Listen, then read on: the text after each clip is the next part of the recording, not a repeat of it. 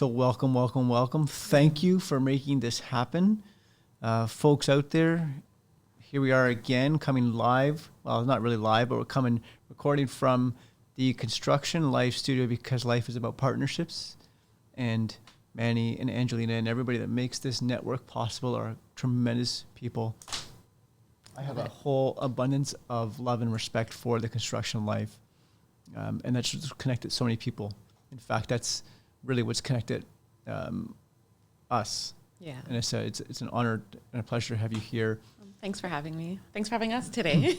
Yeah, and Aria, I am a little bit nervous having you there because you're just like so full of energy, and I can feel my heart pumping, and it's excitement. So I don't know where we're going to pivot to, and yet my brain is looking for some certainty that doesn't really exist. So hang with me. This is going to be tremendously fun. Okay. Okay. So that being said, I want to pivot right to you first. Okay. Hello, world. Hello, world. Awesome. Tell us something tremendously unique about you. I believe I'm part cat. I think I am. I like Sanrio characters, and I'm just a little weird.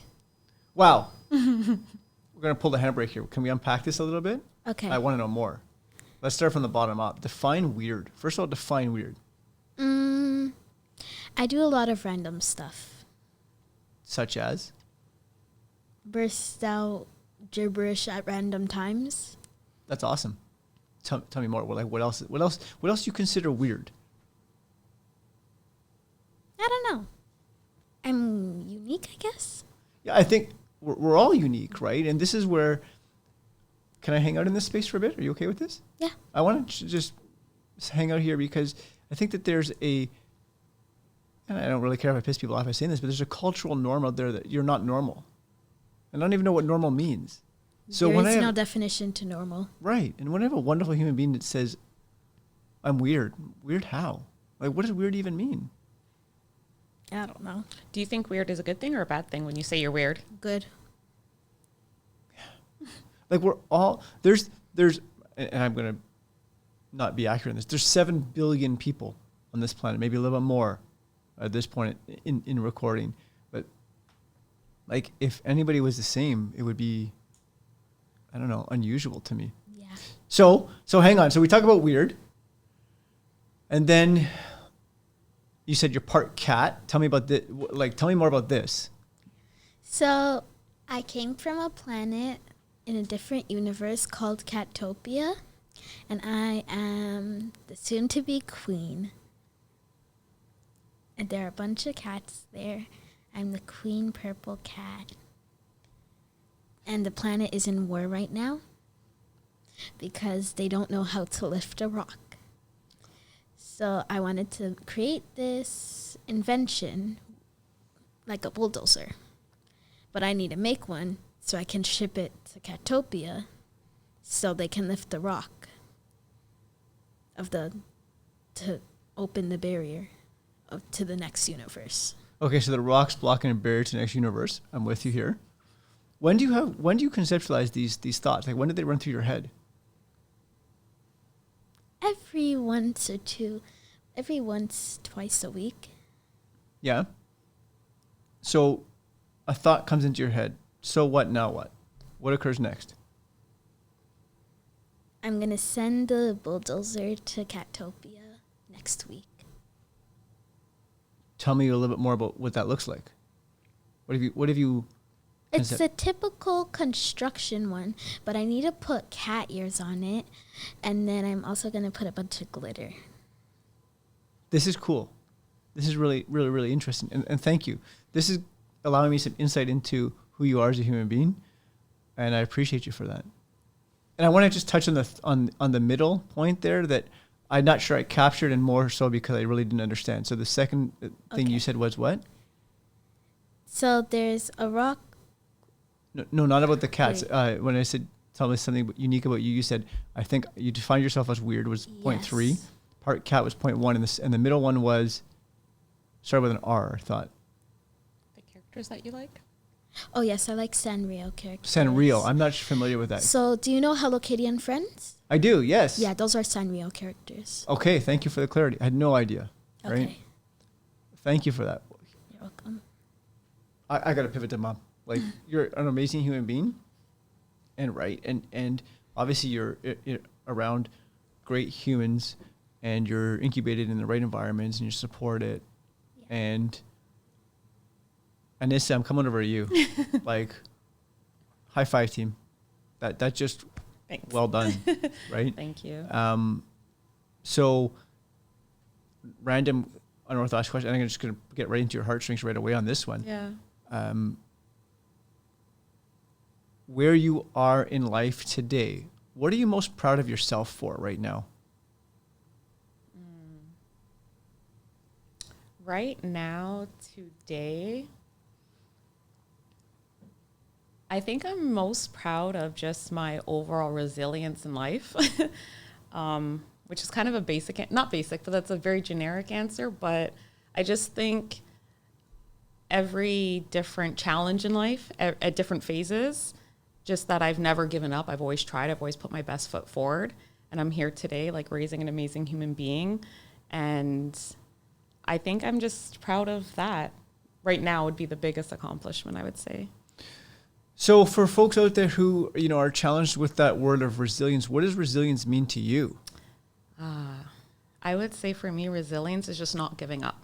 Even if you're trying something different, if you're going about something a different way, but you're still believing, whatever that might be. So whether it's work, if it's home life, it's just, I think that life just has this funny way of throwing wrenches at you at times.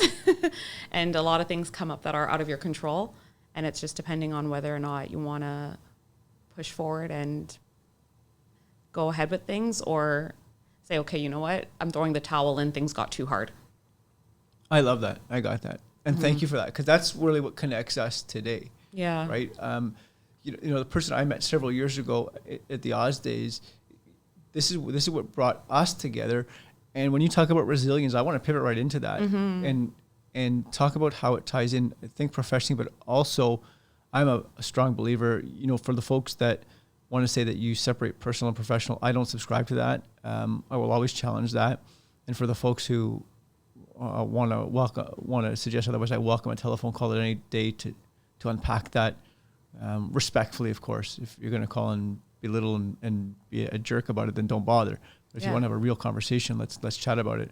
I say all this because there are moments in time, and I'll never forget this. It was, the last day at Oz when you sort of were on your way out and you walked by and there was tears. Yeah. And, there was just some kind words that were said in passing. And of course I was caught off guard and unexpected. And yet for some reason, I believe in powers greater than you and I that have kept us semi-connected to actually reconnect. And we talk about resilience,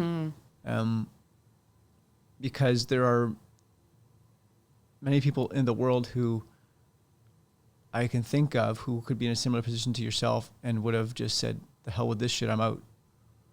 And yet you didn't. No. Yeah. That was a unique day, actually. That was probably the first time in my life I'd ever maybe been let go from a job. Sure. And it was so interesting how I reacted, because I just accepted it. There was so much acceptance. Because similar to you, I completely believe in a power higher than myself, higher than all of us. And I trust in that power and I trust in the process. And I know when that happened, there were tears, because obviously I'm a mom, I'm a single parent, first and foremost. This is my source of income. That's my first thought is, oh my God, what am I doing next? But it was trusting that I know there will be a next and something else will happen. And I walked away just with all the things I learned, and like with gratitude of like how far I came and how much I was able to grow in that time that I was there. And I remember leaving, and I even reached out to like a group of some spiritual like coaches and things that I know. And I was like, hey guys, this just happened to me. Send some positive energy, but I know something will be next. And I had friends like, are you going to apply for EI? I'm like, no, I'm going to have a new job. I know something's going to come for me. And there'd be times I'd sit at home and thinking, am I supposed to be stressed? am I supposed to be anxious? Am I supposed to be worried? Like, I feel too calm, and it was weird that I was that calm in trusting the process. And in a very short period of time, I was on to my next chapter. And I just, again, I don't know. I just feel like stressing about the situation or creating this anxiety or creating this tension for myself wasn't going to help me make any steps forward. So it was definitely putting my trust into a higher power, I think, at that point. Okay, so 100%. and there's a lot of people out there who are, I'm sure, challenging that, right? So for the folks that are saying, okay, baloney. How do you, yeah, I'm volleying this one to you. Yeah. So I'm sitting here going, baloney. It's easy to say that. It's another thing to really live that and embody that. So what? Now what? What do you say to that? There's two sides to it. Absolutely. Hard work is needed. Sure. I 100% put in effort to things that I do. So it's not as if I'm just going to be sitting on my butt all my life and things are just going to happen for me. I definitely take the steps, but I've been tested.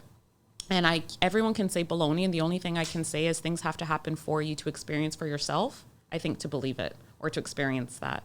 And I've been tested. I've sat there and been like, I've learned how to accept this. And then the next day I get hit with something. Like, oh, okay, this is a test. Am I going to flow with it or am I going to crumble? And it's like, I just have to flow with it. What do you do during your breakdown moments? I break down. So my breakdown moments, full transparency, I'm a very emotional person. Sure. I'm a very sensitive person. I've passed my sensitivity on to my child. She's super sensitive. We're just, I don't know, sensitive beings, I find. And I feel things a lot. So there are times, I think the world, no matter what happens, you kind of have to keep pushing. And so a lot of the times we're suppressing our feelings, suppressing emotions. You still have to show up and get things done. Mm-hmm. Sometimes it catches up to you. For me, I'll speak for myself. It catches up to me. And mostly my breakdowns entail me releasing emotionally, might be crying. I might want to exercise and just get some physical exertion out. Sometimes we've done things like, hey, yell in a pillow, scream in a pillow. You might need to release tension, release emotions, release these pent up feelings and energies. And allowing myself permission and space to do that. Because once I release it, for me, I'm able to move past it now. Or I'm able to at least have a calmer mindset. Like that emotion is now, I've given it space. And now I'm able to think a little bit more clearly or devise a plan or do nothing maybe. Sometimes It involves doing nothing if something's out of your control. But yeah, I give myself the space and permission to do that. And I think, I know Aria can speak to that is herself as well. Like I give her that space if she needs to.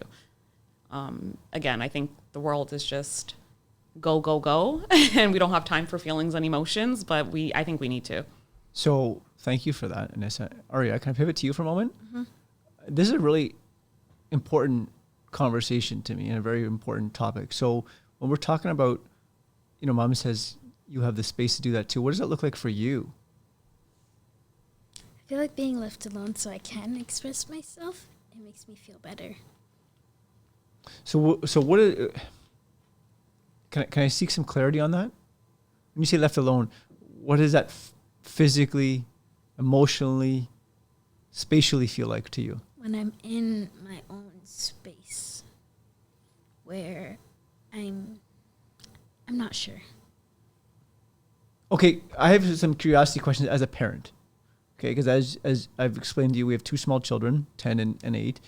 And as a parent, I can speak for myself, there's nothing more heart-wrenching than to see a child, especially your own child, suffering, right? So when you say, hey, I want my own space, I understand that, and yet I'm having a tug of war in my own head as a parent to say, I don't want to accept that.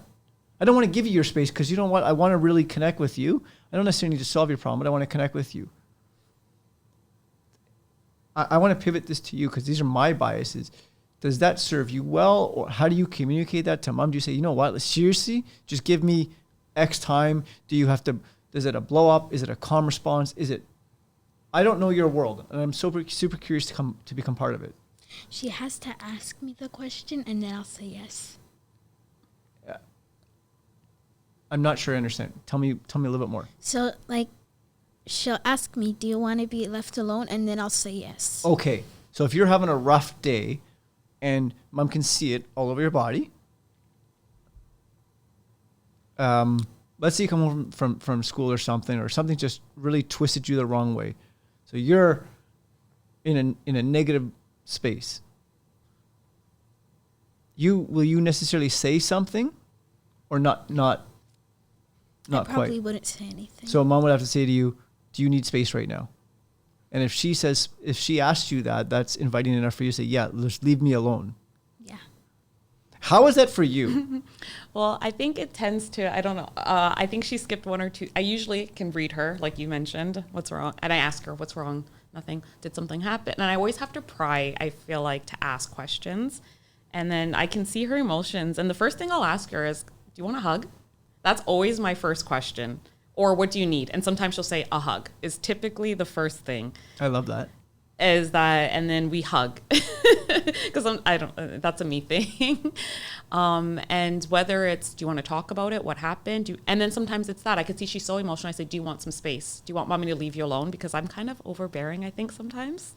Well, as parents, of course, especially, sure. Yeah. So I think a lot, I push the talk about it, share what you're feeling, express it to me. I want to know because that's the only way I can know how to potentially help you, like get through whatever it is she's feeling. But sometimes because she does just need a moment for herself to process her own feelings. So do you want some space? Okay, no problem. Love you. Have your space. There's so many things. Aria, can I come back to you? Mm-hmm. So when you have a moment where you're tremendously angry, right? And I know today, I didn't always know this, but beneath anger is always sadness. I know this today. But when anger shows up, how do you deal with anger? More times than not. I don't really. What does that mean? I don't deal with it. You don't deal with it. I don't do anything about it. I kind of wait for it to pass. Ah, interesting. Interesting. Anything you want to add to that? Like you see she's angry. Mm-hmm. What happens next? Interestingly enough, I don't think anger is the biggest one I know. Like even now I could see she's getting emotional. So maybe it is anger and I don't even know it. And there are some subjects that I think she might hold anger towards. And being completely transparent here, there are some times I don't know what to do or how to help. Yeah, there's no manual for this. There's no manual for it, especially when it's topics that are also emotional for me or hard for me. And even though I'm the parent, they're still tough topics regardless. So I think the only thing I do with her is, or my best that I can do is allow her the space just to react, like if she needs to. There are times, I think sometimes I'll be like, let's shift your energy and we'll do front flips off the bed. And I think that tends to just trying different things that bring that joy back. But I also, I'm sorry, I can tell you're really sad right now. So obviously there are some things there. Thank you. Yeah. I appreciate you both. I'm not going to hang out in this space. You said something that's tremendously magical, then I'll end it on a personalized note and then pivot past it. You talk about the power of a hug, and I've learned that over time too. Just that 4, 5, 6 second hug to release, the serotonin of the body and the oxytocin of the body to body contact. There's just something special, and I'm sharing this because we have a little girl about this tall. She's 8 years old. And her name is Cassandra, but she has like an alter ego, I swear to God. It's called Picante. We call her Picante because she's a spicy hot pepper. And when she gets out of control, there is like no, I see Angelina even smirking. Angelina, it's crazy. We go from like 0 to 305 in milliseconds. And I don't always know how to deal with that. In fact, it charges a lot of emotional anger and resentment at times from me. Mm-hmm. And what I've learned, and thank you guys for sharing this, is the best thing to do sometimes, I just walk up and give her a hug and give her space. So you've illuminated that for me, the importance of space, which is hard for me to accept, right? I don't want to give you space. You want to fix it? I want to deal with it. Don't necessarily need to fix it, but I want you part of my world. I want to get part of your world so that we can at least communicate. What I'm learning as I evolve through life is that sometimes the best thing for me to do is just hug. Say nothing, by the way. I don't say anything. And then all of a sudden, it's like she comes back to life. It's super cool. So thank you both for illuminating all this. Can I just add to that hug thing? Yeah. I never used to hug. I actually hated hugging and I thought it was the most awkward, uncomfortable thing in life. Never did it as a kid. Like, I don't hug people. And it was after I had Aria and I was doing like a course in something, and that was part of it. They made us hug each other. And I was like, I don't want to do this. And then I learned the power of a hug and it's my favorite thing. It's so magical. It's so magical. It's right? Medicine. It really is. I mean, it's been around longer than all of us have been in existence, and will be around a lot longer. And maybe this is a bias. I don't know. I'm kind of like you, or a hug wouldn't be my first go-to. It would be a pragmatic, how do I fix this? And I've learned, right? And this is tremendously important because we talk about putting people first, and this is exactly why we're here. This is exactly why we create shows like this. This is exactly why we have conversations like this. It's not always about professional careers, because we're all human beings at the core first. 100%. It so happens that through some of the connections that occur, you and I are here because of connections, right? We just had a really personal conversation, and thank you both for pivoting down that. Ari, I appreciate you tremendously for having that discussion. And, the intention was not to pull on your heartstrings, and yet I appreciate your vulnerability. As I mentioned, we're sensitive. Yeah, I get that. And that's okay, folks, right? Like, again, we're destigmatizing the, I need to armor up and have my ducks in a row, or, I'd say shit together. And thank you for allowing me to be real, raw, and swear as needed. I appreciate you for that. Not everybody's acceptance of that. In fact, I'm going to share a brief story, because this is important. You understand this at your age. I have the pleasure, not anymore, but last year, I had the pleasure of coaching U18 athletes during hockey. It was hockey. And one of the first things I said to the athletes and the parents was, I swear a lot, and I'm not sorry that I swear a lot, so deal with it. And some people are not cool with it. And I'm glad that you and I had this offline conversation to know that it may occur and is not meant to be degrading or offensive to you. So thank you for that.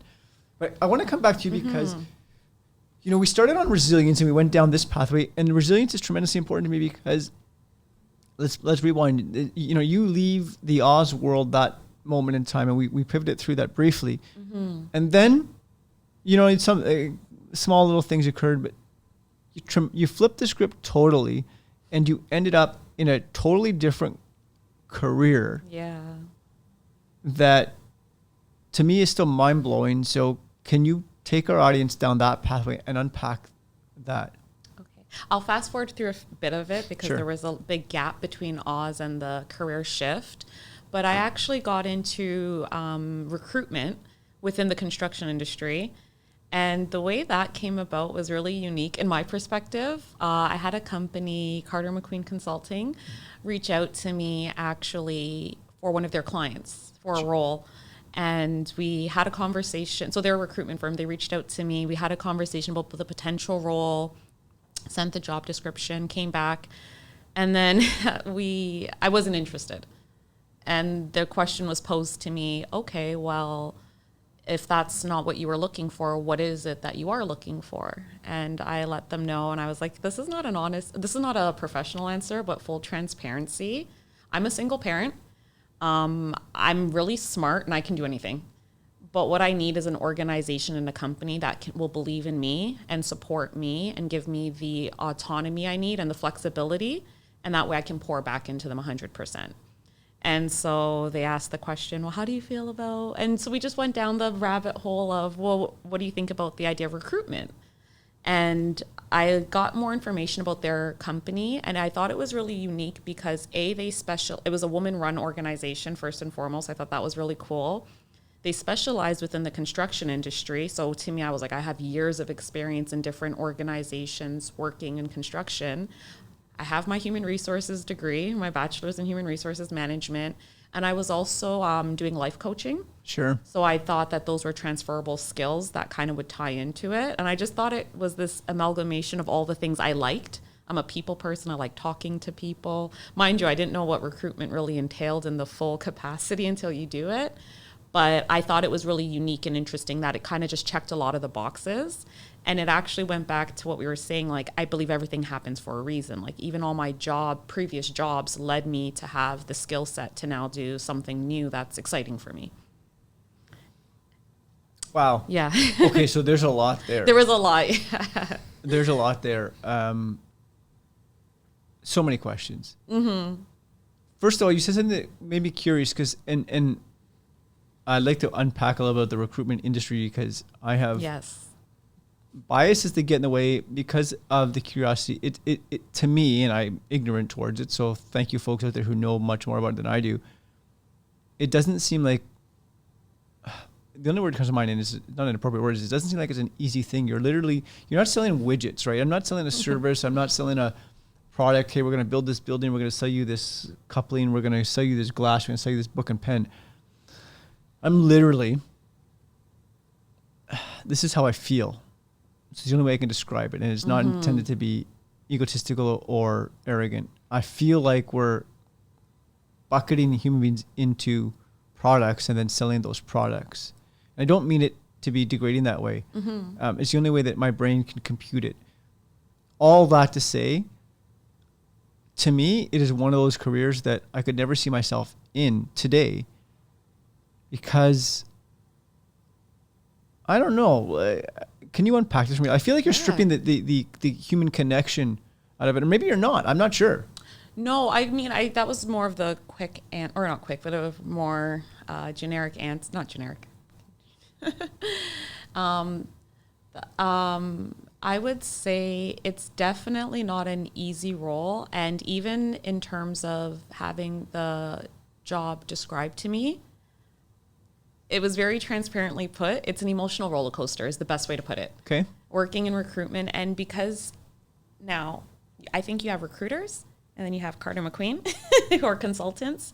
And one thing I noticed is, in my personal opinion, is they worked a lot differently than most other recruiters that I had experience with in the past, in the sense that they cared and they put people first.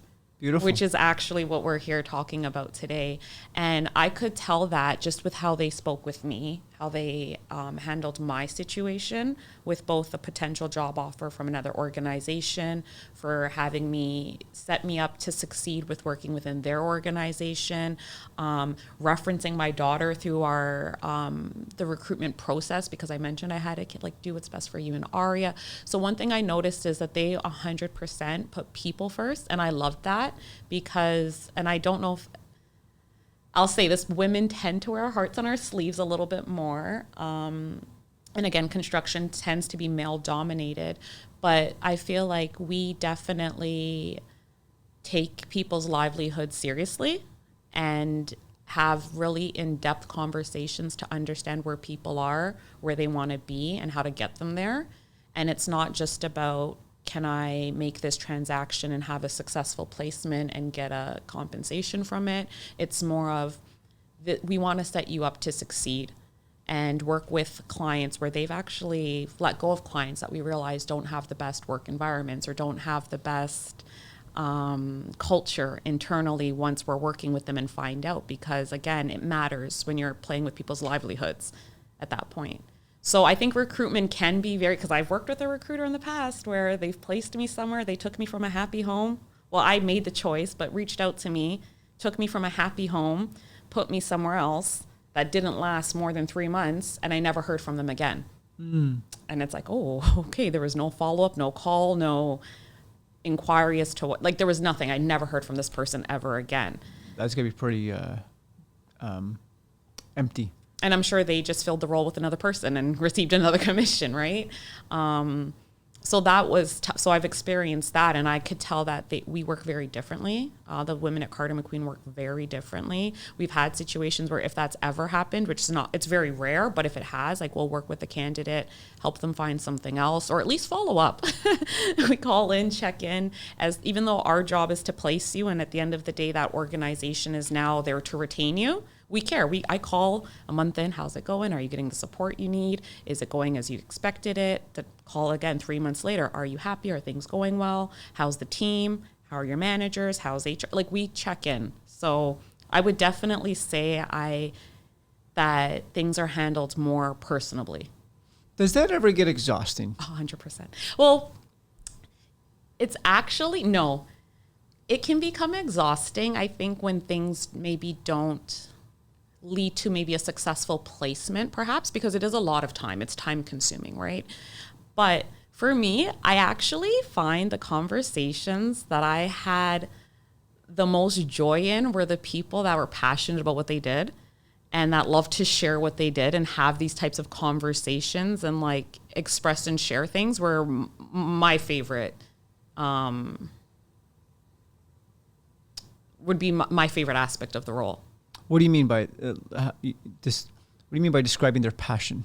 So like you can speak to, let's say, project managers, for an example. You can talk Sure. to one project manager who you're almost pulling answers out of them. Got it. How do you do, where you can talk to someone else and they're just, well, first I go on to, and they're just giving you the process. They're telling you about their guys. They're telling about the team that helps them. They're telling you about change orders and just doing all of the steps. And you can tell that they have pride in what they do and they're excited about what they do. Sure. And then you have other people who are content, and it's okay. That's quite all right too. But I find the people that have that passion for what they're doing super exciting to speak with. So then what's the toughest part of the role? The lack of control, I would say. You're working with people. People are unique. Not everyone's different. And so I would say that for me, there were times where I could take all the right steps or do all the things that, in terms of conversations, checking all the boxes, dotting the I's, crossing the T's to ensure that the process is being followed and things will still not end necessarily with maybe a successful placement. Okay. Whether that's you're putting an offer in front of a candidate and you're giving them every single thing they were seeking and they say, oh, never mind, I'm going to stay where I'm at. Or you do all this work for a client and then you find them oh no, sorry, that role was filled last month. Sorry, we didn't tell you. So those are the things that are completely out of your control, right? But you have to roll with it. Also not taking things personally.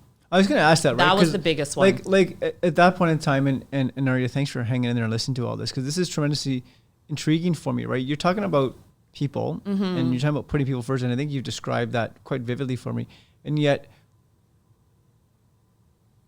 you know, the emotion that would be charged for me is a little bit of resentment. Is like, listen, I actually give a damn and I'm committed and I'm doing all this work. And then it's like, you get that phone call like, oh, well, yeah, the role was filled and I didn't tell you about it. I'm like, well, thanks, knucklehead.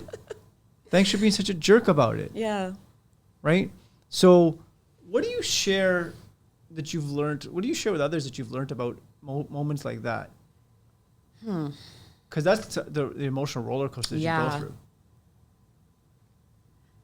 Sorry, so what have I shared with others? Yeah, no, like what do you, so for the folks out there who are going, yeah, Jonathan, I get you, where it's challenging and you just want to sometimes, you know, react differently when you get people who make jerkish decisions. What have you learned about yourself or about others from those moments that are worth sharing with the audience out there?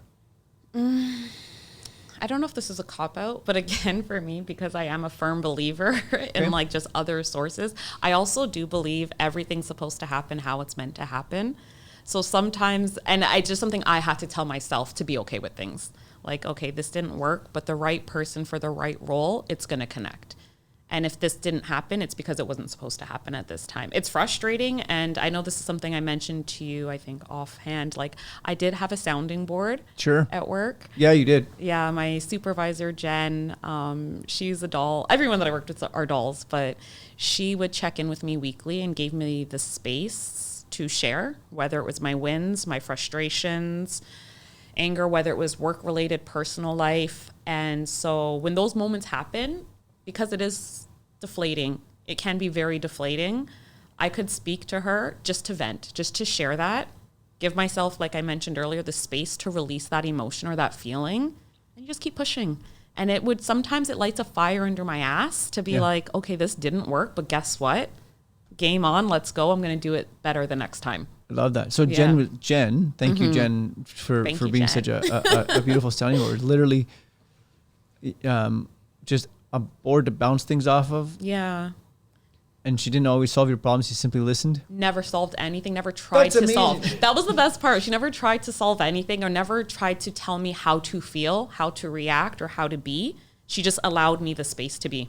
Jen, I love you out there, and maybe one day we can have a conversation, because that is probably the most important thing. And Aria, thanks for smiling. I think that there's so many people out there that I share this with, and not many get, is the power of a true sounding board that you, in my opinion, the way you just defined it. A sounding board is literally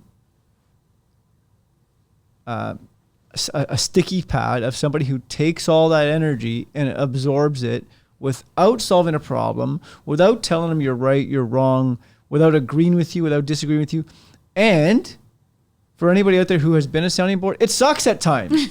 You're taking a ton of energy, right? You're taking a ton of energy, and you're like a sponge. And somehow, and Jen, I can't wait to have a conversation with you to see how you deal with all that, because I know how I deal with it. Sometimes I'm a sponge, and you know what happens with me, Aria?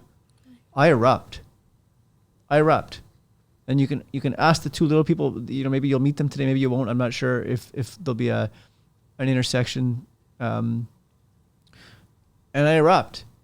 And it's not about them, it's always about me. But the thing is, it's also not about perfection. I can't tell you, we don't go through this world going, holy shit, I gotta be perfect. It's about the recovery. We're gonna screw up. 100%. And so the importance of the Jens of the world, and if you can take anything from this conversation, Aria, please do so. You already know this because you have such a strong and wonderful mom. The importance of just sometimes shut up and listen, right?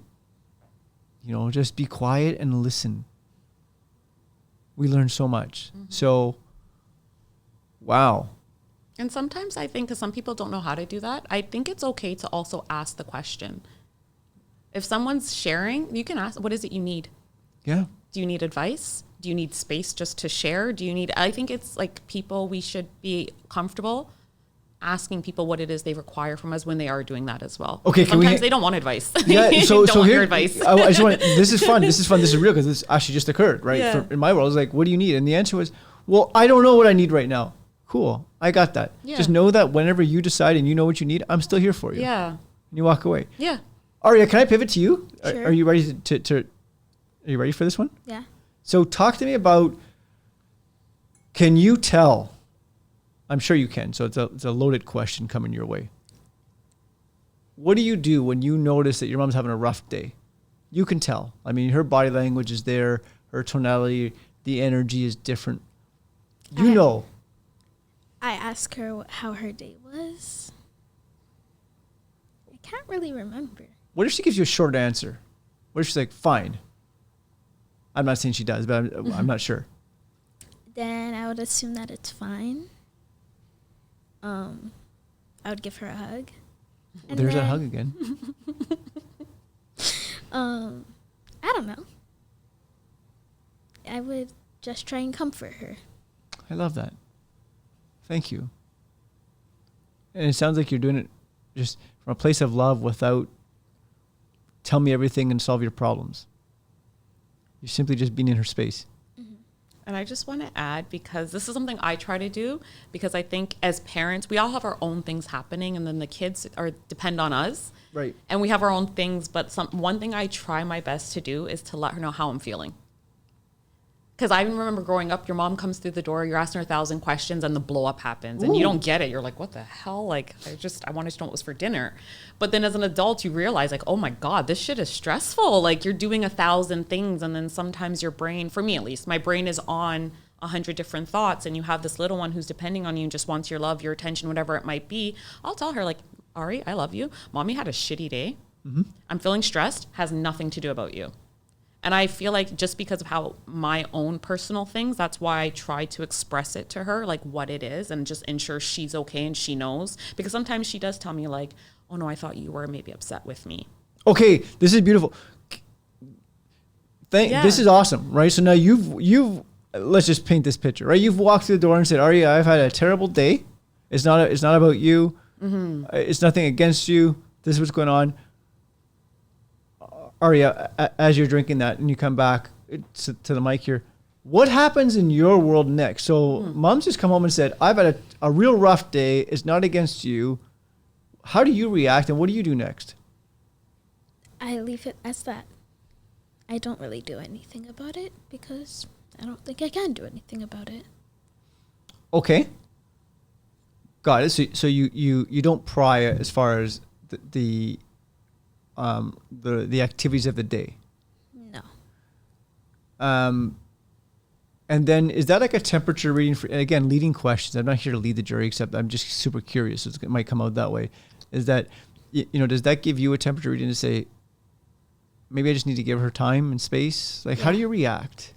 I try and leave her so she can calm down, maybe? Not calm down. I don't know. But, like, I leave her alone. I leave her in her own space. And then what happens next? And when she's happy, I talk to her again. And then I annoy her again. That's just how it goes. Yeah, I love this reoccurring cycle. Right? The point is that, and you gave my brain certainty that I thought was going to occur, is that I love what you said, and this is, I think, a huge takeaway for folks out there. When we simply disclose where we're at, how does the world shift? Whether that's in a personal relationships or in a professional relationship where you walk into a meeting and go, listen, boys and girls, or who's ever there, right? I'm not being gender specific here, but listen, folks. I just got off this terrible phone call that I was not expected, and I either need 30 seconds to clear it or just give me the space needed. Tell me what's important without going into the stories. Yeah. Right? Look at how things shift. You walk in the door and say, I've had a really rough day. I don't need to get in the story about it. You don't want the story because all the story's going to do is really, send the... It's going to ruin my day too. It's going to ruin your day, right? Because it's going to take all of her negative energy and it's going to download it to you. You don't need that. No. Right?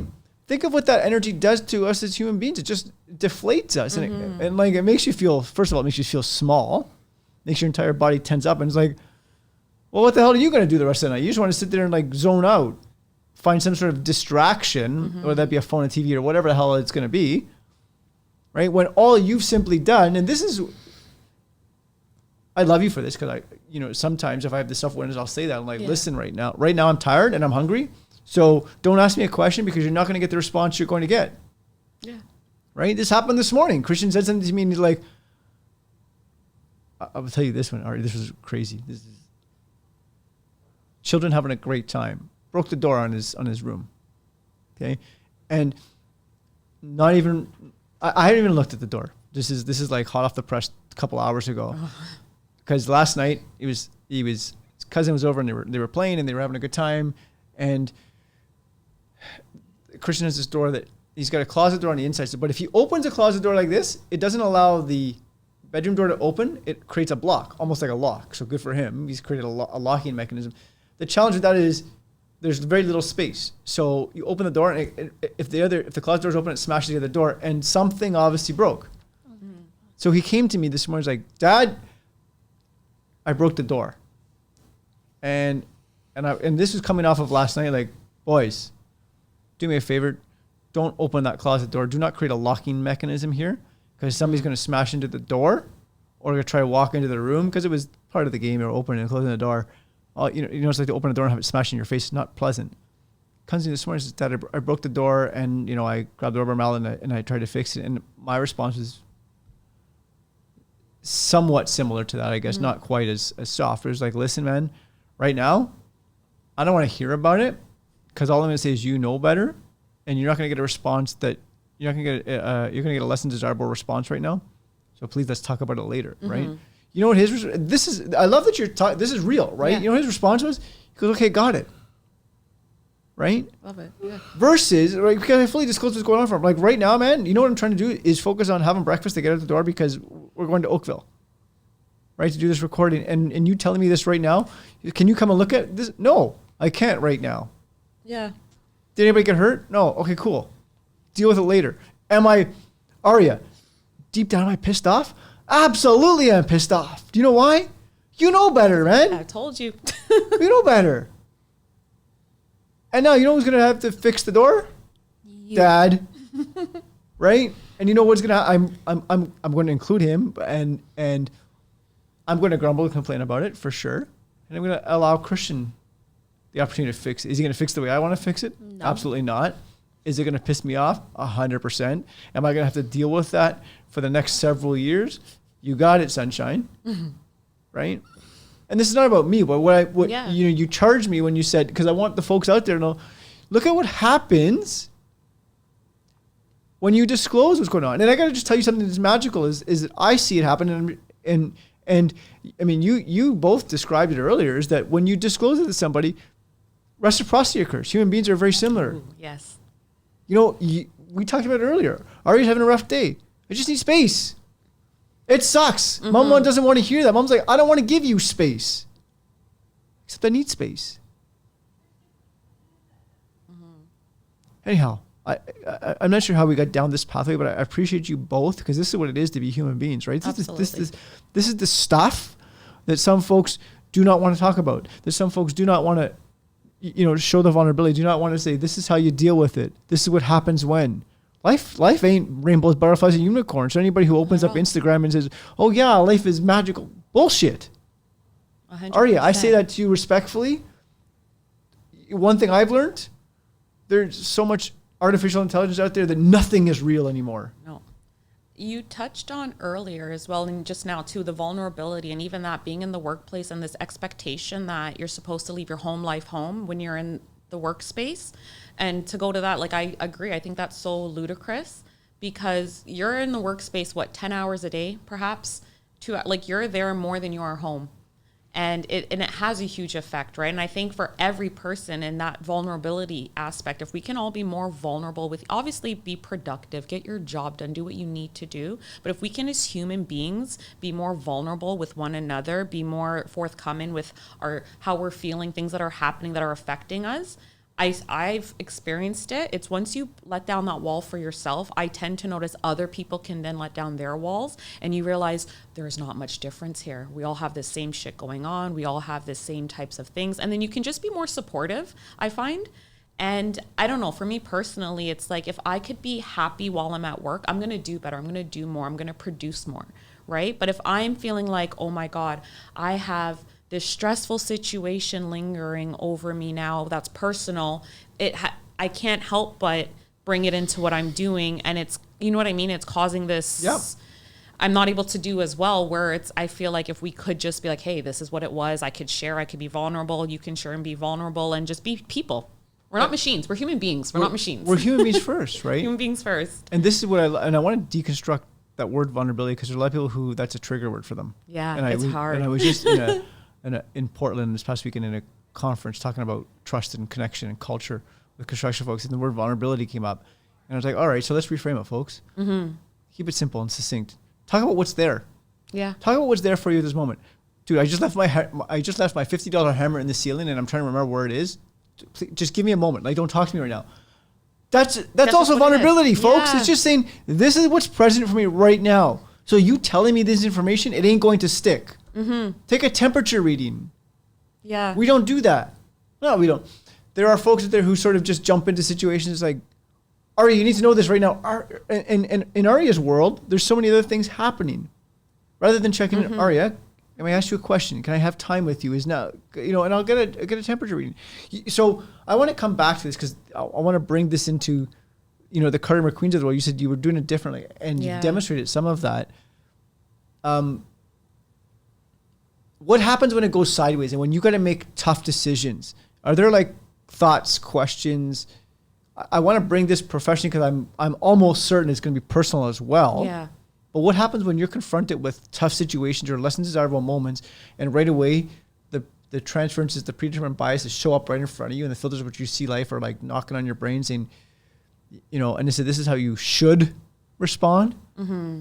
You're faced with a tough decision. What happens next? So are we saying like client-based or like team? Sorry, I didn't quite catch. Great. And I wasn't succinct enough with the question. Let's start with, for me, it's a holistic approach, but let's just pick, okay, let's go with a team. Let's go with this one. You're confronted with a tough decision internally within your own team. What happens next? Do you have questions you ask yourself to pivot through? I'll definitely ask. Okay, so I want to also say, so I definitely will ask myself questions on how I'll try to do my own research and get my own ducks in a row before I share my thoughts or my insights with the team, right? Sure. But also what I do find for myself, because switching into, especially within the recruitment world, I was a baby, completely new for me. And to me, I was working with women who, in my opinion, are vets in the game.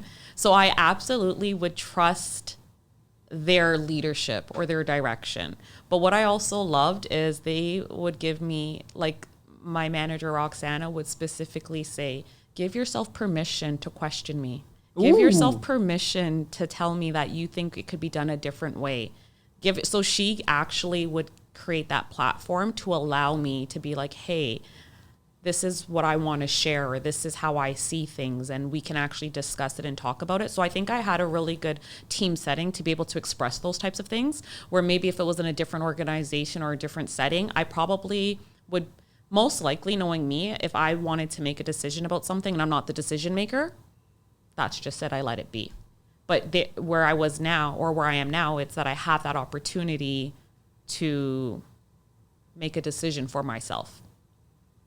Wow. If that makes sense. That just rocked me. Like, how many leaders out there take it upon themselves to create the decision, and what happens to, I love the way you describe it. If you were in a different context and somebody said, this is what I want you to do, you're taking it as described, versus Roxana, I said to you, give yourself permission to challenge me. Yeah. Talk about powerful statement. Talk about autonomy. Talk about, holy smokes, now I have control over my own destiny to some sort of regard. 100%. It was beautiful. I don't know who these folks are, but I'm tremendously excited to learn more. Sorry. This table can hold 6 people, and I can't wait to have them in here. I'm sure they would love to come on here and chat with you. Because you've just described Jen, you just described Roxana. Yeah. And you described briefly, and again, I'm biased to stepping away, but a woman-run organization in a very male-dominated space, egotistically driven, transactional driven, talking about human beings. I'm so curious, like, holy smoke. So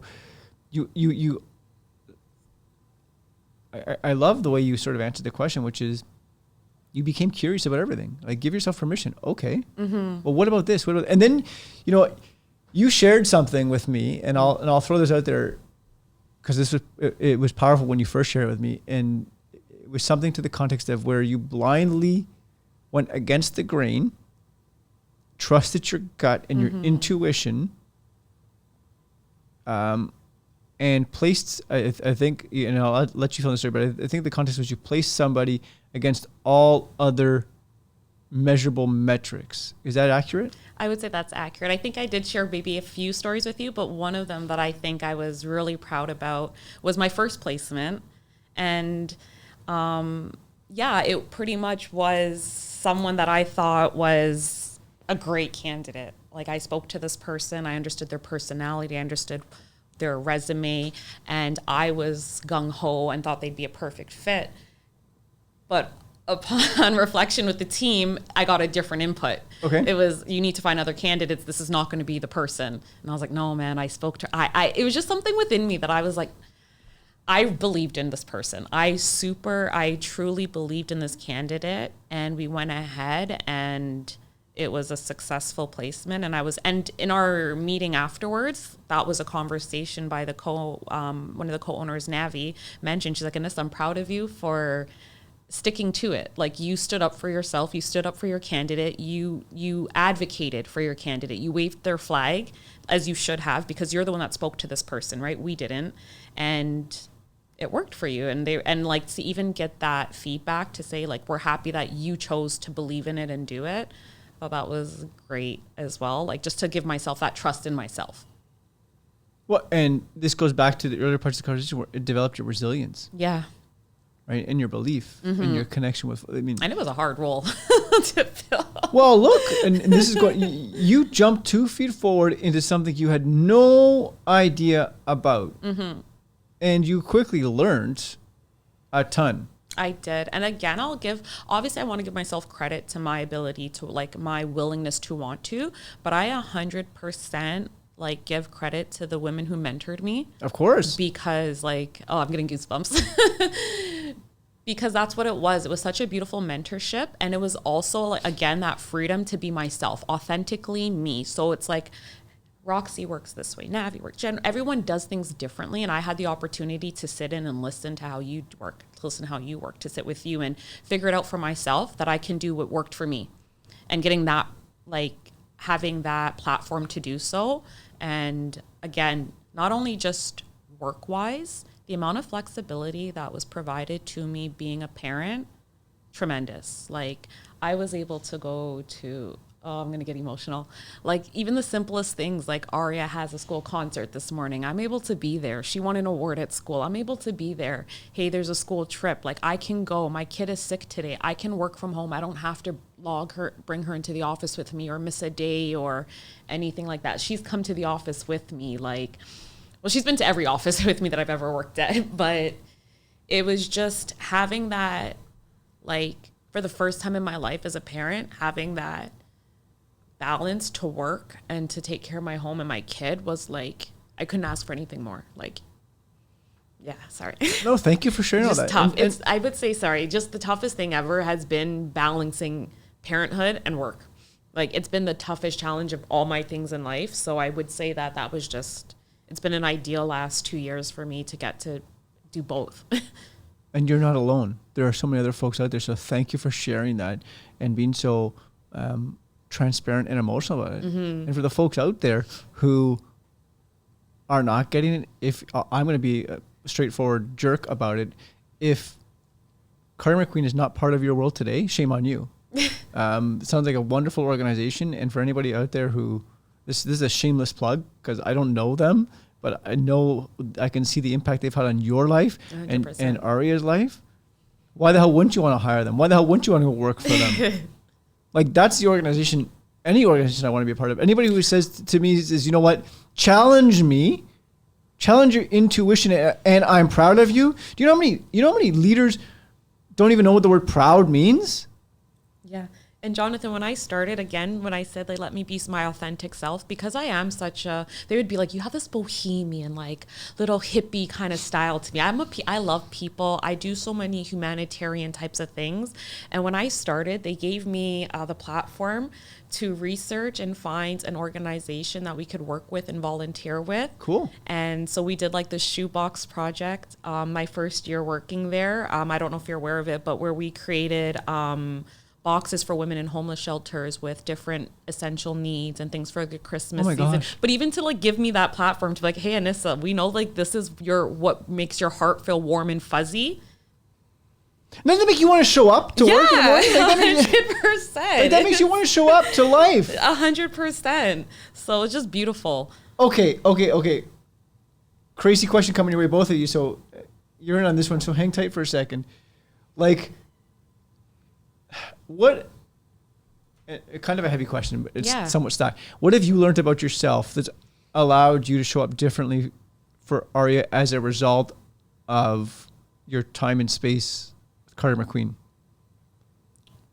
That's allowed me to show up differently for her? Yeah, like, I mean, you've evolved as a human being. And what do you think the big impacts are? There's a few. One of them, and it's such a weird one that I really realized, it was just being less tired. And I know it sounds very simple, but I kid you not, because I was able to work remotely and things like that, I recognized how much more energy I had for my child. Like, there'd be days if I'm working, construction is early hours, you're starting at 7 a.m., 7:30 in the office, you're, like, leaving at 5. I'd have days I'm rushing her to daycare, going to work, doing these things, coming home, having to make, and I'm physically in my body exhausted. Sure. And there was an aha moment one day randomly where I was like, I'm not in pain. And it was just like, that's something so simple, but just being able to show up for her more and just have more of that ability to physically be there and, like, mentally be okay. And not only that, I don't know if it's from working at Carter McQueen, but again, I because I got to work from home, so she would see me. She hears me on my calls. She hears me doing things. I brought her into the office with me, and she'll give me words of encouragement. She doesn't even understand. She'll be like, "Mommy, you're gonna get 5 resumes today." My cheerleader, like 100% my cheerleader. And she made me a gift for Mother's Day last year, and it was like this fill in the blank book.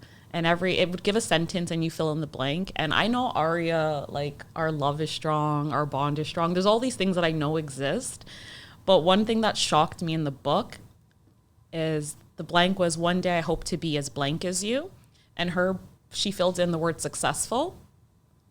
And it made me like welt up because I never knew that my child looked at me as a success. Like, that was just one of the things I never thought. Right? Like, it's like, I know, I love you. I know, I'm like a softie for you. I know, I'm supporting you. I know, I care. But I'm like, oh, I'm successful. Like, you see me and you see a success. Like, I don't know. Just that one, I think, was the most shocking. And it's like, it just opens my eyes to know that someone's watching you at all times and seeing what you're doing. And like, this is a little human being I'm going to be putting out into the world. So I'm just proud to, like, I guess, be something positive for her. Thank you. Ari, I'm coming to you for this one because it came from your world. What does success mean to you?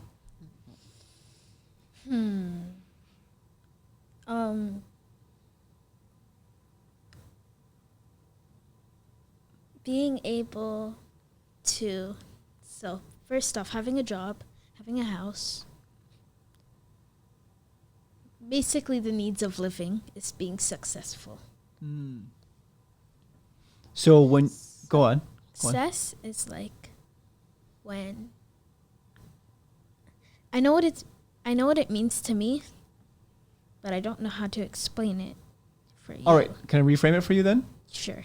When you wrote that down in the Mother's Day gift to Mom, what did you mean by that? When I want to be successful like you. What are the top 3 things that you really admire? I want to get a house at the age that she did. Okay.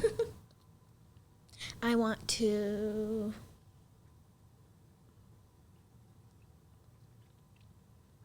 I just want to be like her. She's amazing. How so? Everything. Okay. Crazy, ridiculous question coming your way. I'm alien from outer space. If they Yes. exist, okay. Whether you believe they do or don't, it's cool. An alien from outer space comes down and lands and says, Arya, I'm here. Don't know the first thing about this planet, your mother. How do you describe your mom quickly, succinctly, and easily for the alien? She's 5'1". Right? Taller than that. Oh. Okay. She has curly hair, a nose piercing. She usually wears like house clothes. Okay. And she has brown eyes, eyelashes. Okay, hang on. course So she the has aliens is eyes. cool. I got the appearance. Yeah. Tell me about the character. How do you describe your mom from a character? Who she is as a human being? Silly.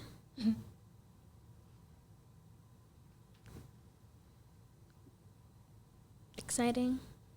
Most of the time. She's also laid back. I'm also what? Laid back. What does that mean?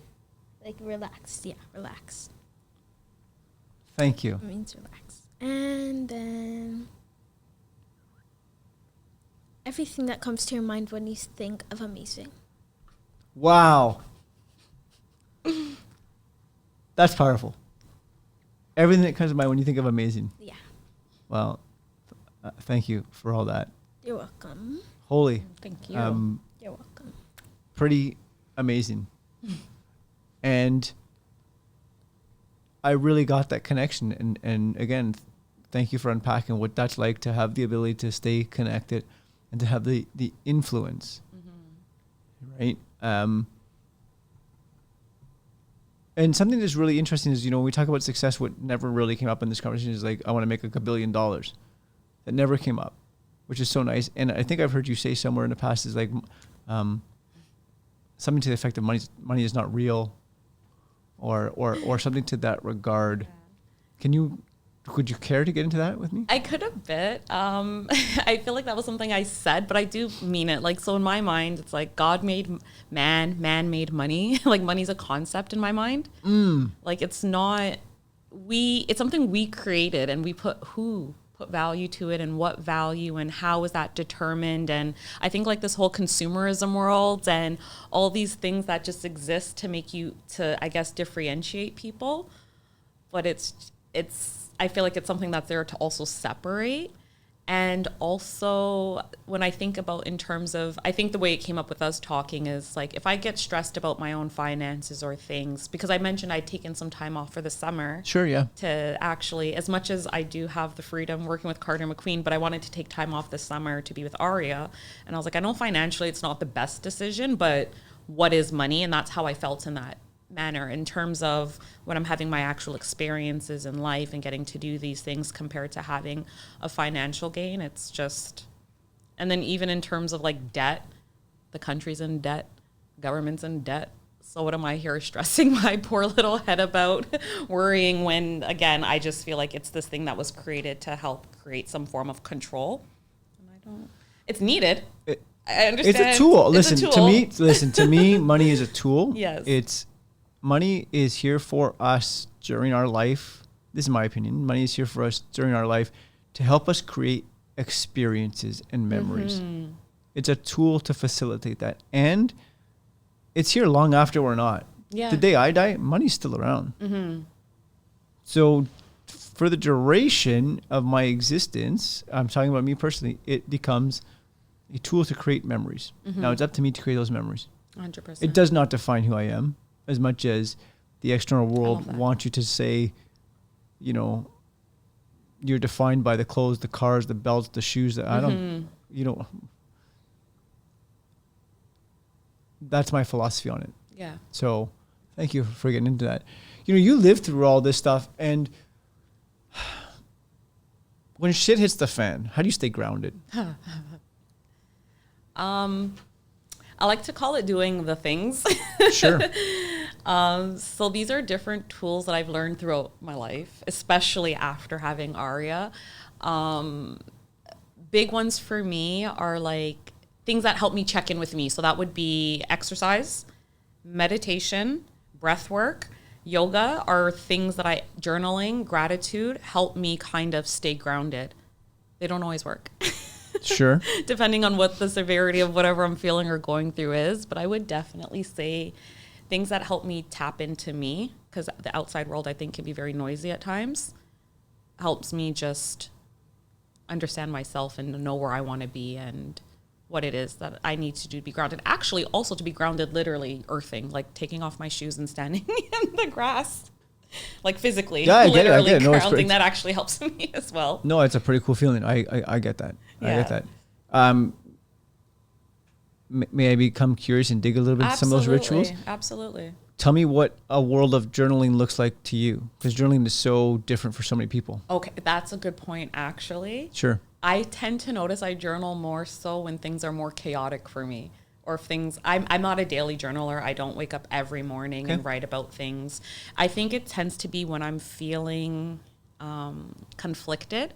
And this is, again, I guess me being vulnerable, just sharing. Sometimes too, when I'm journaling, I'm also talking to God.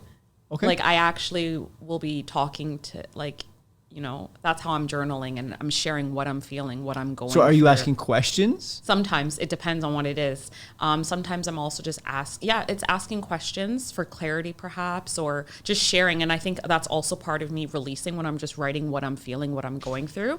And then in that, sorry again, because this is more of a spiritual thing, but I'm also praying in it where I'll ask to be, please relieve me of this hurt I'm feeling. Please it's almost like I'm writing a letter to God.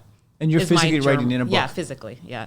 Okay, so sometimes that's how it goes. So yeah, that's fine. And so what happens next? Like, do you ever go back and reread them? Is it not intended for that? Sometimes and sometimes no, because it's like I do want to move forward, but it will never be like maybe in a short period of time that I read it back, but it might be, where was I a year ago? Cool. What was I feeling a year ago? Where am I today? Oh my God. And sometimes I notice it's a reoccurring pattern. Have I changed things? Have I shifted things? Is it the same thing? Well, how do you ever get better if you never sort of look back on what's my benchmark? And then sometimes I look back and I'm like, oh my God, look how you were feeling then and look where you are now. You ever do you ever do like a board of small wins? No. Because, I can tell you about like vision boards, which cool. But a board of small wins, I think it's something that's sometimes overlooked, right? And it just sort of surfaced me an unsolicited information coming your way. When you shared this, it's one thing we don't do enough as human beings is literally reflect upon small achievements. You said, like, look at where I was a year ago, right? I mean, I do it a couple of different ways ever know, but I also have a board. It hasn't been completed yet, but I keep saying to a little Cassandra this tall, saying, hey, we're going to print some pictures and put it on. And I talk about things like even when I first interacted with you this morning, saying like a year ago, it was July, a year ago, where I met Angelina and Manny, and look at what the hell we are today. Yeah. It's right. Amazing. I don't think that we do that enough. So thank you for sharing your journaling practice. So sorry, your small wins, it's a physical board. Like, what do you put on it or? So, I'll do a couple of different things. I use the platform Evernote, and I'll keep a notebook open of like when a small win comes to me. I'm like, you know what? I never acknowledged X, right? And it could be something like super simple as, making an uncomfortable phone call, or even just like taking a day and saying, we're doing a park hop day today. And I get to spend, or like, a small win. Even this is like yesterday. I woke up and Cassandra was going through some rough stuff. I'm like, hey, you want to go for a hot chocolate? And I mean, it so happened that my brother's little boy Elliot was with us too. So it's like, hey, come to Tim Hortons. Small win. Cool. I'm gonna spend time with two great little people, and you should see how much they talk. Like, holy smokes, folks! 100%. Like, that's a small win for me. That, the lizard brains are going, well, you could have been, should have been making a phone call, doing some work, doing this and this and this, or I can like shut the hell up. Small win that for an hour and 15 minutes of my life, that's huge. I got to enjoy having a hot chocolate and a coffee and you get to learn, like, I didn't know that Elliot's favorite donut is a glazed donut, even as his hands get super sticky. Like, these are the small wins. So it's small things like that. So I'll make a note of that. I'm like, had an opportunity to have a hot chocolate with Elliot and Cassandra together. That was cool. Right. Or, look, our conversation today is thanks to LinkedIn, right? Yeah. We stayed connected through LinkedIn, and there's a small win is holy smokes, here we are today. And then I'll take that and I'll put that onto a foam board. It's 2 foot by 3 foot foam board, right? And it's literally there just to acknowledge that. I like that. Because it's a great thing to have goals and vision boards, but what we don't do is we don't acknowledge the small ones. And then I started can I share this with you? I started something. Absolutely. This is real. I started this recently, calling it big wins, and I shared this with one of my coaches, and I actually shared it with my wife and Cassandra. And I have a thing. I said, how many lasagnas are we going to make this year? And what that means is every time there's like a big win, like I just did this speaking engagement in Oregon, Portland on the weekend, which is a big win. It was huge. And all I ever want after these big wins is like, I just want a lasagna. How, can we make a lasagna and enjoy lasagna? And it's amazing. I cannot say no to lasagna. So I'm simply saying this is because in the journaling practice, I think there's also other pieces. And thank you for allowing me unsolicited time to share this. It's just like there's the small ones and then there's the big ones. And we don't do this as human beings. What we do is we check, we like, okay, on to the next. Okay, I just jumped 500 meters. Now I want to jump 505, right? I just, let's bring dollars and cents. I just made $1. Now I want to make $2. And I think the misconstrued message to the world is that just stop for a second, right? I'm 3 years into a podcast, and there was a point in time where I was literally going to fold it up and say, I'm not going to do it. And then I meet Angelina and Manny. And I'm like, this is amazing. I love it for you. Right? So thank you for all this. This is it's been heartwarming for me. I appreciate you. It has. I definitely, first and foremost, appreciate you reaching out to me previously to today and just being open to, you were curious. And it's so nice when other people, I try to be curious with others, and it was just so nice to have you have this genuine curiosity. And I know when you first asked me, like, what's going on, I was like, not much. And you're like, no. Like, let's get deeper. That's a surface answer. Bullshit, yeah, bullshit. Exactly. You called it. You're like, bullshit. And you asked more questions and you got and it just kept going deeper and deeper. And then, inviting me to come here, and then Aria showing up today. It was unexpected, right? But you even allowing the space for both of us to be here and to care and to like want to listen to me and talk to me. I do appreciate that. Truly. And like everything you're doing, because it is important, people first. And I think that's at Oz is like what stood out.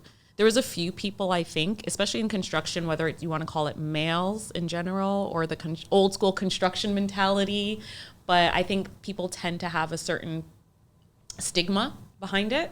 And I don't think you fell into that category. And I noticed that, but in a great way. Like I thought it was something special and different about you. Thank you. And I appreciated it. And I noticed it from then. And so to see now, like 6 years later, I don't even know how many years it's been, but to still get to connect with you and see that you turned that part of you into a passion, and you're exploring it and you're putting it out there for the world. Like that's what construction needs more of.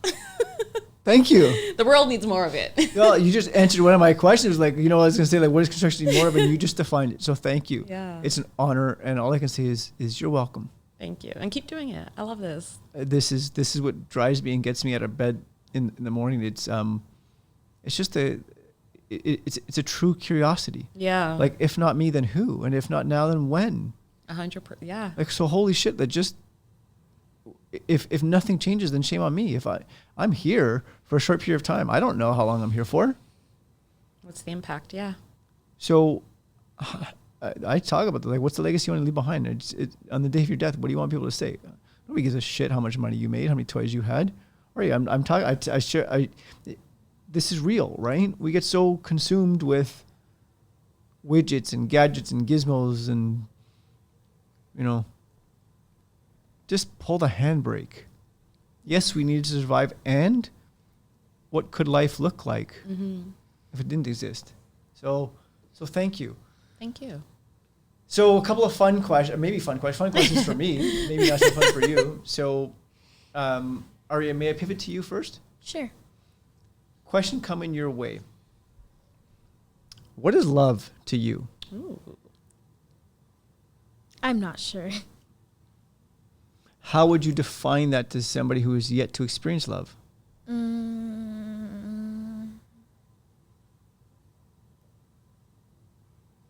Real love is something infinite.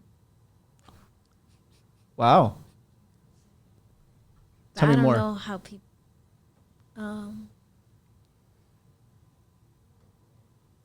I'm not quite sure how to explain it, really. Well, when you talk about infinite, what image comes to mind for you? Like, it will go on forever. It'll go on forever. Whew. Love. Wait, what do you mean by No, I was just like, woo, I took a deep breath. I was like, whoa, whoa, because it was pretty powerful. Maybe it came out like who. It was like, woo, like, wow. It'll go on forever. Just, it struck a chord for me. Okay. Thank you. No problem. You're welcome. Mom, anything you want to add to that? Well, I was just curious. I was going to ask you, if you don't have the words, is there a feeling that you feel? No. No? Nothing? I was just curious. I don't really have much to add. I could definitely agree. I think that I think love needs to be used more often, the word, the feeling. I think society is put such a big pressure on the word, like, you can't say you love someone. You can't, like, it's this big, like, it is sacred, but I feel like if we all can lead with love more often, like, that's what the world needs more of. So stop being so afraid to love people. Stop being so afraid to care for people, to treat people well, to do things for others, to be compassionate, to be open. And I think, fair enough, things happen in life that kind of close our hearts up, unfortunately. But if we learn how to let those guards down a little bit and love a little bit more and be kind to one another, like, we need more of that. Can we hang out here in this space for a moment in time? Absolutely. I'd like to challenge this, and not maybe challenge it, but add some insight to it, or get your thoughts on it. I might have some different biases and philosophies, but in your opinion, is it possible to love people differently? Absolutely. How so? I think that I can have maybe it's how you show it, or what Okay. it is that you, maybe for me, it would be the action behind it. Like, I can maybe love someone from a distance. I can love you for who you are. I can love you as a human being, but I know that you're not right for, or you're not good for me. And I don't mean romantically. This could be familial. Yes. This could be anything. I have people that I love. I love you. It doesn't mean we're going to interact daily. It doesn't mean we're going to hang out. It doesn't mean you're going to have access to my energy, because it might be draining and unhealthy for me. Yes. Because I also love myself. Yes. Right? But I could also love people and show it in other ways, right? I might love you and you might have more access to me, but it goes both ways. I can love This is the thing which I want to debunk, right? And this Yeah. is where it is. It's like, I can say I love you. Yeah. And I can say that to you, and it's an admiration of love. It's an Yeah. appreciation of love. It's I love who you are as a human Yes. being. Now, if I said that to my children or my wife, it's coming from a different place. Yes. And it means like, I love you, but I love so much. Like, I love you in a different way. Mm-hmm. And I can also, and I think this is important to say, I can love people from a distance. 100%. Like you just mentioned, like, I love you, not right now for my life. Yeah. So we're going to just put you on the shelf. And when time and space and the universe and God affords the opportunity, come back in. It doesn't mean I'm going to resent you. I'm No. still going to love you. I'm going to love you from here. I think this is tremendously important. And I think that there's a, and then just one other thought. These are my biases. I get a little bit irritated, and I suppose this is the trigger words for me, is like when people shorten like love you. Okay, yes, sure. There's a context for that, but there's something more powerful when you say I love you. Yeah. Right? I love you, and I can say that to my male friends, and not all are accepting. Right? I can love you. I love you, and I don't love you romantically. I don't in no regard, but I love who you are as a human being. Yeah. And thank you for sharing that space. So those are my thoughts. I love Thanks. your thoughts. Well, thank you for that. Couple last fun questions. Aria, pivoting back to you. Okay. Ready for this one? Yeah, sure. If you could have lunch with anybody, past, present, or future, Oh, who would you have lunch with? can I have some time to think about this? I'm not sure yet. Okay. We're gonna start like I was gonna say the Jeopardy timer. Does that even exist anymore? We'll start the timer. What's Jeopardy? Jeopardy was a game show that they used to. When I was in high school, we had like 35 seconds to get to class, and they would play the Jeopardy song. 35 seconds? Oh, okay. Yeah, well, you knew what time class started, but anyhow. Okay. I'll tell you what, I'm going to pivot this way, and we'll come back to you. So you have a moment to think about that. Is it cool? Sure. All right, Annissa. This one is exciting for me. Okay. Little Mermaid, the movie. Yeah. Ariel, right? There's a point in where she loses her voice. She makes a deal with Ursula. Thank you for that. I can vividly Thank her. I can vividly picture her. Ursula. She makes a deal with Ursula, and Ursula says, "I'm going to give you your legs, and you're going to lose your voice." So you're with Ursula, and you're about to lose your voice, and you have one moment in time to share one message with children of the world. What's the last thing you say to them before you lose your voice? To children of the world? Mm-hmm. Ooh, this is like the last thing I would say to them.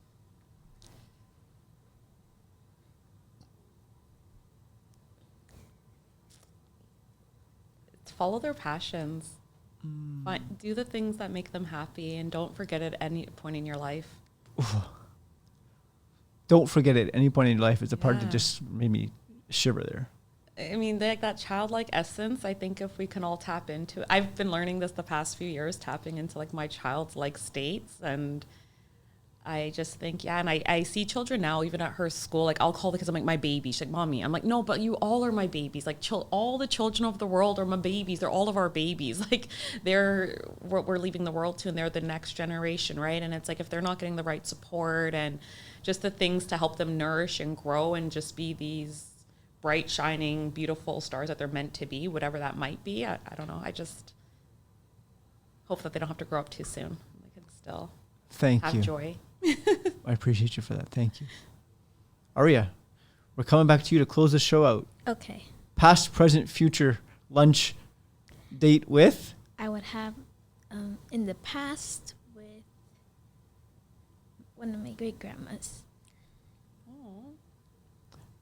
What made you choose that person? I never got to see her. Oh. Can you think of one question you would ask her? How was my grandma when she was a kid? That's what I was thinking. Wow. Thank you. You are amazing. I appreciate you for really stepping out of your comfort zone and into that chair and onto that mic and out to the world. And you had no idea what to expect today. And you really showed up and you pivoted through it. And when there was uncertainty and there was emotional moments and there was some real conversations, you showed up with courage and bravery. Really? Yeah. Oh. Well, yay. So thank you for demonstrating to the world what is possible. Thank you. And what it means just to throw your hat over the wall and do it anyways.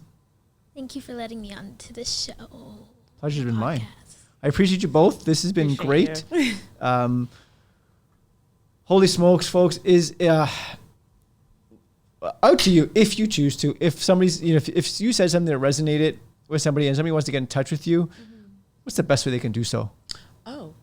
I guess right now at this point would be probably LinkedIn would be the best. Yeah. I'm off of social media otherwise. Annissa Crimp on LinkedIn. Yeah, thank you. And I want to just throw that out there because sometimes we have impact with folks in the world we don't even know. Mm-hmm. And if you said some things that sort of shifted my world, and I'm sure there's many out there who may also feel the same way, I want to give them an opportunity. I appreciate that. To acknowledge you for that. Thank you. So thank you, folks. High five. High fives all around. We're out of here, Angelina.